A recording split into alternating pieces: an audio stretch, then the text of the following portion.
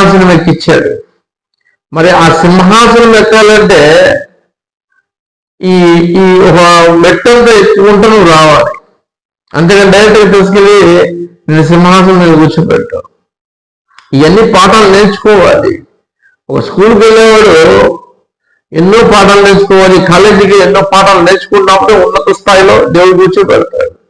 ఏం నేర్చుకోకుండా కూర్చోబెట్టాలంటే ఏం చేస్తావు?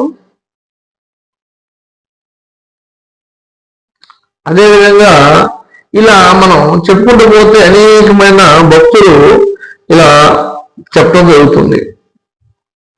వాళ్ళ యొక్క ఆలోచనల విధానములు మనకంటే ఉన్నతమైనవి, 10 రెట్లు ఉన్నతమైనవి. ఎందుకంటే మనం ఆ కాలంలో మనం ఎందుకు పుట్టించలేదు అంటే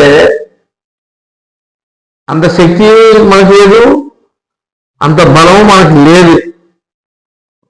కాబట్టి మనం బలహీనులు. కాబట్టి ఇప్పుడున్న ట్రెండ్ ప్రకారంగా మనల్ని ఇక మనం ఉంచాడు. ఏ కారణం లేకుండా దేవుడు ఏ మనిషిని చేయడు. ఒక మనిషి వేస్ట్ అనుకోవడానికి లేదు. వాళ్ళలో ఏదో ఒక టాలెంట్ ఉంటుంది. అది దేవుడు తెలుసు. ఏ టైంలో ఎంత మోతాదులో ఎంతవరకు మనం బయటికి తీయాలో దేవుడు తెలుసు. ఆ టైం వచ్చేదాకా మౌనంగా ఉండాలి. మౌనంగా దేవుడి సన్నిధిలో కనిపెట్టుకో ఉండాలి. అప్పుడు టైం వచ్చిన కూడా నా పని చేద్ది అని దేవుడే పిలుస్తాడు. అప్పుడు దాకా సైలెంట్గా ఉండాలి. అప్పుడు ఆయన పని మొదలు పెట్టినప్పుడు ఇంకా నీ లైఫ్ ఇంతకుముందు ఉన్న లైఫ్లా ఉండదు, పూర్తిగా మారిపోద్ది.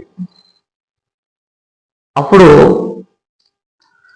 దేవుడు పని మొదలు పెట్టి స్టార్ట్ చేస్తే నోరెళ్ళు పెడతారు జనాలు. మరి ఎలా పెడతాలి అన్నా నిన్ను తల పైకి ఎత్తాలి అన్న కొన్ని నిందలు, కొన్ని బాధలు, కొన్ని కష్టాలు, కొన్ని ప్రెజర్స్ వస్తాయి.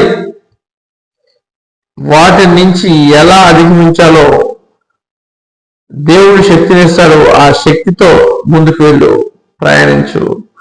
ఉన్నతమైన మెట్లు దేవుడిని కూర్చోబెడతాడు. హల్లెలూయా. దేవునికి మహిమ కలుగుగాక. ఆమేన్.